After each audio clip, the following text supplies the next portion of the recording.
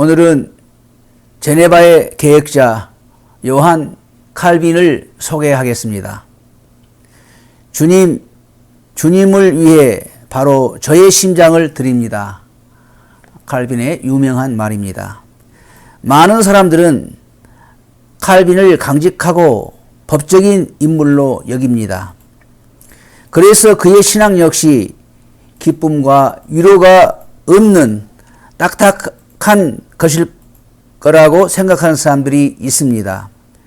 그러나 그는 이 세상에 하나님이 우리에게 즐거움을 주시려고 고안되지 않는 풀잎 하나, 색깔 하나도 없다라고 하므로 온화한 감정을 가진 세미한 신학자임을 보여주었습니다.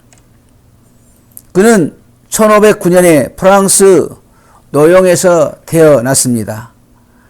이것은 1483년에 출생한 개혁자 루터와는 26년의 나이 차이가 있음을 말해 줍니다. 그래서 칼빈은 종교 개혁의 제2세대에 해당하는 셈입니다. 그는 어릴 때부터 귀족적인 교육을 받았습니다. 처음에는 사제가 되기 원했지만 그의 아버지와 교회 당국과의 논쟁 때문에 마음을 바꾸어 오르레망과 부어지에서 법을 공부하게 되었습니다. 그의 아버지가 별세한 후 그는 인문학에 관심을 갖게 되고 파리에서 그리스어와 히브리어를 공부했습니다. 파리에 있는 동안 개신교 비밀 집회에 참석을 하게 되고 루터의 글을 접하여 크게 영향을 받게 되었습니다. 그는 하나님이 나의 마음을 정복하시고 복종하게 만들었다고 시편 주석 서문에서 밝혔듯이 1533년경 그에게 큰 변화가 일어났습니다. 즉 복음 진리에 사로잡히게 된 것입니다. 특별히 이해의 왕실 의사의 아들이요 그의 신앙의 친구 니콜라스 콜이 파리 대학에서 총장 취임 연설을 하게 되었는데 취임 연설 내용에 루터의 사상이 짙게 깔려 있어서 곧 동요가 일어나게 되었습니다. 그 결과 그와 칼빈은 파리에 머물지 못하고 망명의 길에 올라야 했는데 이는 그 연설문을 쓰는데 칼빈이 도움을 주었던 것으로 알려져 오고 있기 때문입니다. 이제 그는 로마 교회와의 관계를 완전히 끊고 기독교 강요의 저작에 착수하여 1536년에 바젤에서 불후의 거작인 초판을 내게 되었습니다. 이때 그의 나이는 불과 27세였습니다. 이 책은 사도신경을 근간으로 성부 하나님, 성자 예수 그리스도, 성령 하나님, 거룩한 공교회의 네 부분으로 이루어진 교회 신학이었습니다. 그는 초판이 나온 후 여러 번 보완하여 1559년 최종 라틴어판을 내게 되었는데 거듭된 판에서 내용을 수정하지 않고 보완을 했습니다. 이렇게 수정하지 않고 보완을 한 것은 초판을 내게 되었을 때 그의 신학의 입장은 이미 확고하게 정리되어 있었다는 사실을 알려주고 있습니다. 이 책은 지난 500년 동안 개혁 신학의 진수를 담고 있어 헤아릴 수 없는 많은 사람들에 의해 읽혀져 오고 있습니다. 칼빈은 1536년 7월 고국 프랑스를 들려 바젤로 가는 길에 스위스 제네바에 들러 며칠을 보내게 되었습니다. 이때 제네바에서 교회 개혁을 이끌고 있던 목사 파렐은 힘겨운 투쟁을 해오는 중에 있었습니다. 그는 기독교 강요의 저자 칼빈이 그 도시에 머물고 있다는 소식을 듣자 곧 찾아와 제네바에 머물러 교회 개혁에 협조해 줄 것을 청원했습니다. 그러나 칼빈은 자신은 아직 너무 젊기 때문에 조용하게 계속 연구하기를 원한다는 뜻을 밝히며 그 청원을 겸손하게 거절했습니다. 이때 파렐은 그에게 벼락 같은 엄한 소리로 당신은 자신이 원하는 것을 따르고 있어. 당신이 이곳 주의 일에 우리를 돕지 않는다면 주님은 그의 이익보다 당신 자신의 이익을 구하기 때문에 당신을 벌하실 것임을 전능하신 하나님의 아들 이름으로 선언하오. 라고 도움을 거절하는 그에게 저주를 선언하는 것이었습니다. 후일 칼빈은 그때를 기억하여 이렇게 썼습니다. 마치 하나님께서 나를 제지하시려 하늘에서 그 전능하신 손으로 누르시는 것 같이 느꼈습니다. 그 저주로 나는 두려움에 부딪혀 내가 계획했던 여행을 그만두었습니다.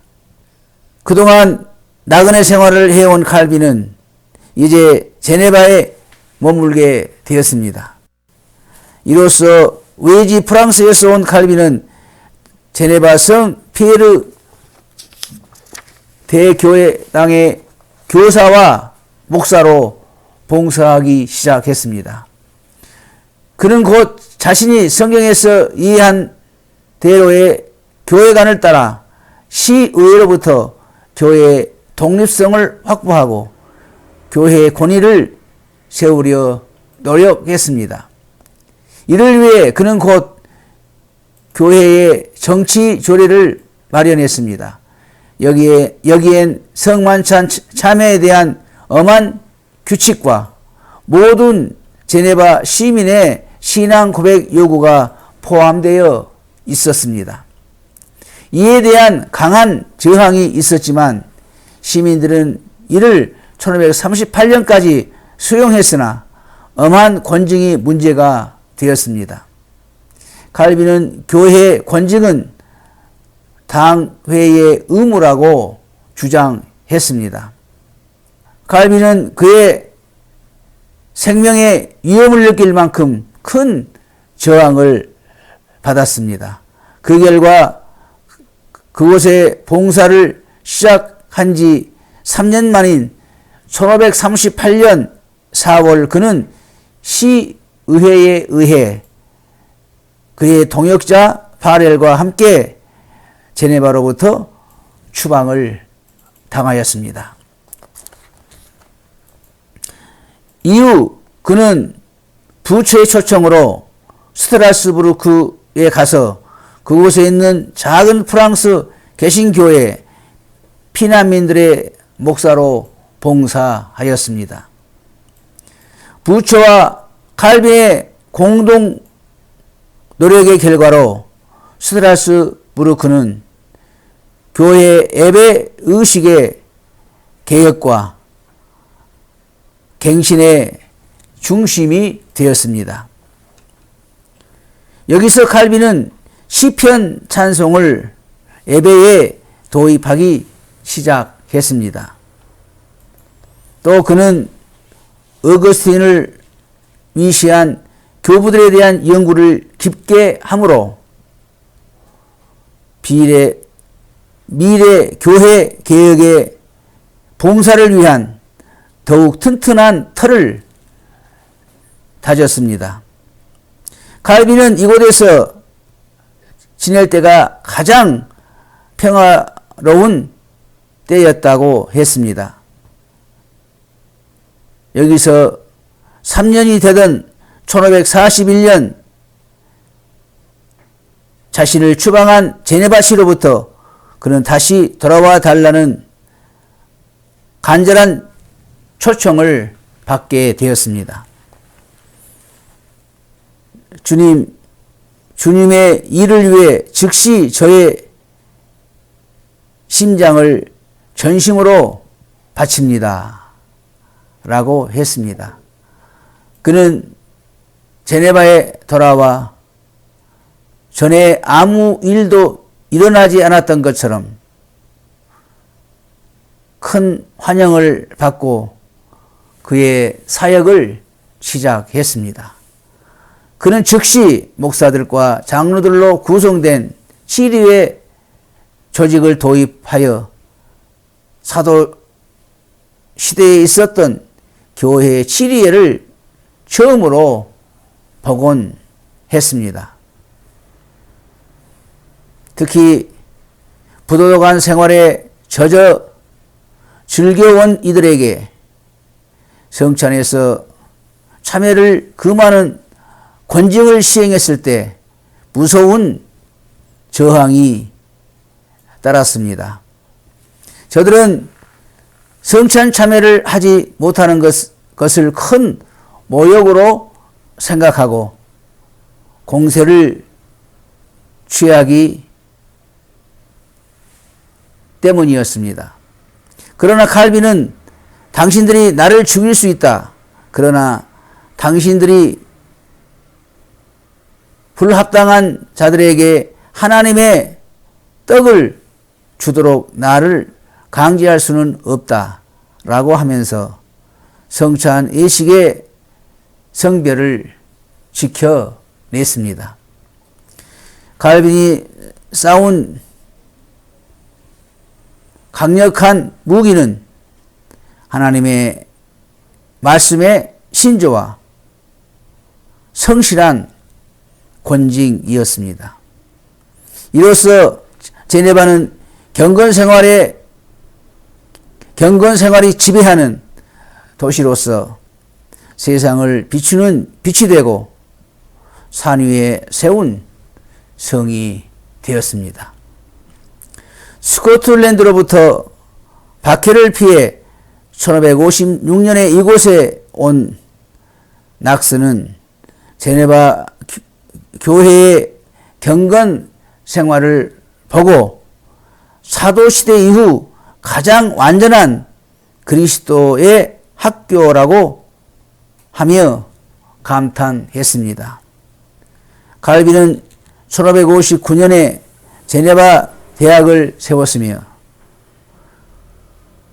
개교시에 이미 여러 나라에서 온 900여 명의 학생들이 등록을 했습니다. 첫 번째 학장으로 배자가 되었습니다.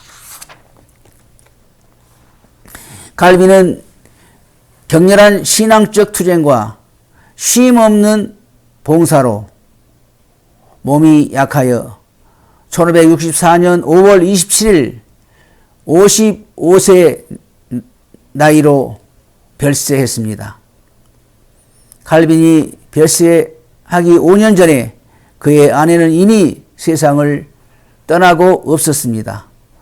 그는 마지막 병석에서 그의 장례를 일반인들과 똑같이 소박하게 치러줄 것을 부탁했습니다.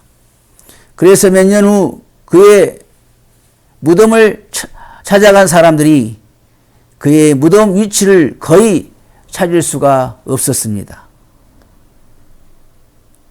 현재도 제네바 공동묘지 안에 그의 묘소라고 소개된 곳에는 작은 돌에 JC라는 그의 이름의 약자 2글자만 새겨져 있을 뿐입니다. 하나님의 영광만이 드러나고 그의 이름이 드러나는 것을 원하지 않았던 그의 아름다운 삶의 흔적을 거기서도 보게 됩니다. 이 모습에서도 칼빈과 칼빈 주의자들의 아름다운 정신을 볼 수 있습니다. 들어주셔서 감사합니다.